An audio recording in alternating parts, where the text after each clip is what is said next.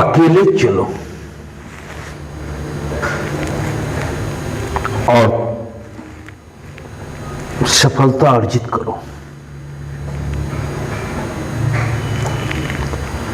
क्योंकि जब तुम अकेले चलोगे तब तुम्हें किसी सपोर्ट की जरूरत नहीं होगी। और ऐसे भी तुम इस दुनिया में आते वक्त भी अकेले आए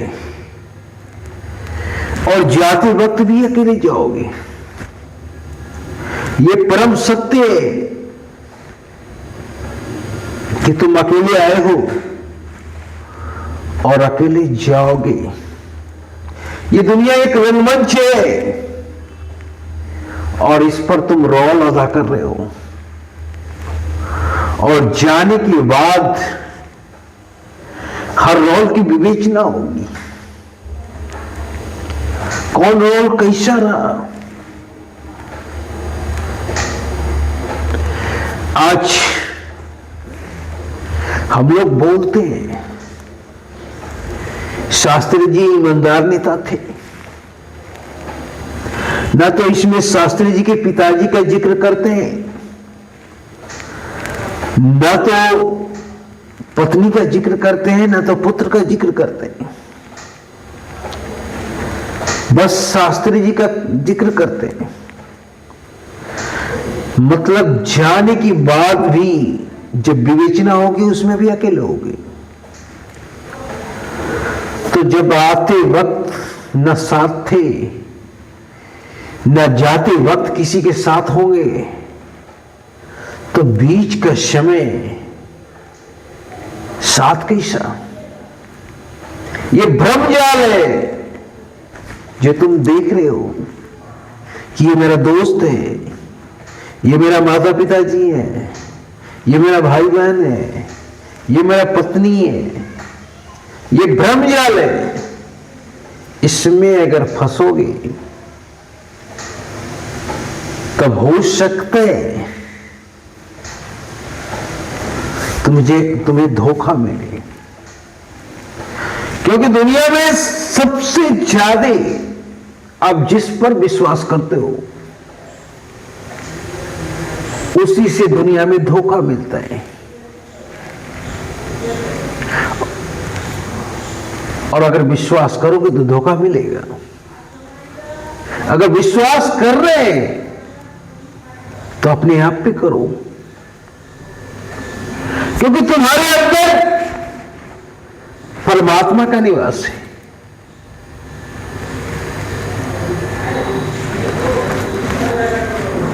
और वो परमात्मा तुम्हें दगा नहीं दे सकता है। परमात्मा आज तक किसी को दगा नहीं दिया, तुम्हें क्या देगा। अगर अकेले रहोगे तो खुश रहोगे, ना छोड़ने का गम, ना पकड़ने का टेंशन। बस काम में रमे रहो। अगर तुम सन्यासी हो साधना में रम जाओ, अगर तुम पेंटर हो पेंटिंग में रम जाओ, अगर तुम क्रिकेटर हो क्रिकेट में रम जाओ, अगर तुम थिएटर आर्टिस्ट हो थिएटर में रम जाओ। 24 घंटे दुनिया कुछ भी बोले तुम पागलपन की तरह काम करो।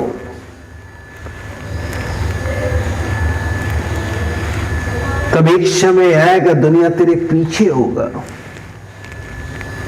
अगर तुम अपने आप को पूरी ताकत के साथ झोंक देते हो उस रास्ते पर जो रास्ता परमात्मा ने बनाया तेरे लिए, क्योंकि वही रास्ता परमात्मा तक जाता है। तो जब तुम अकेले होगे तब ये टेंशन नहीं होगा कि कोई पीछे से वार कर देगा।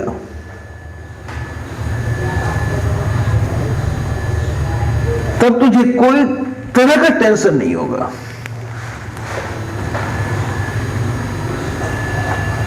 और अकेले रहने वाला आदमी इतिहास रचता है।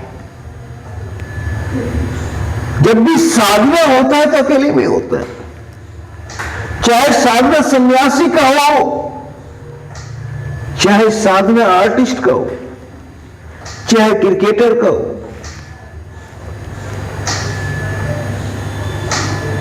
हर हमेशा साधना अकेले में होता है। और साधना के बल पे ही कोई परमात्मा तक पहुंचता है। तो तुम साधना करो। अगर तुलसीदास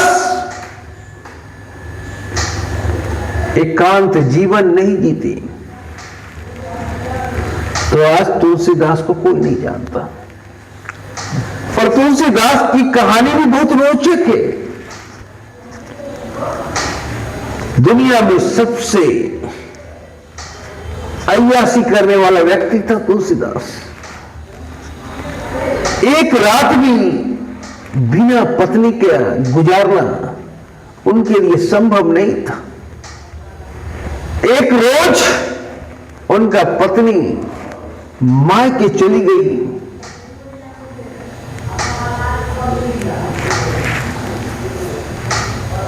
12 बजे रात को तुलसीदास के अंदर वासना की तूफान उठा। अब तुलसीदास से रहा ही नहीं जा रहा था। तुलसीदास ने निश्चय कर लिया कि रात के 12 बजे ही चलना है उनका मायके। पर समस्या ये थी कि तुलसीदास के गांव और उनके मायके के बीच नदी बहती थी।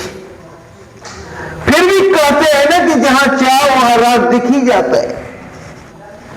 तुलसीदास ने निश्चय किया कि चलो देखा जाए, कोई नाविक होगा। पर तुलसीदास जब पहुंचा कोई नाविक नहीं दिखा।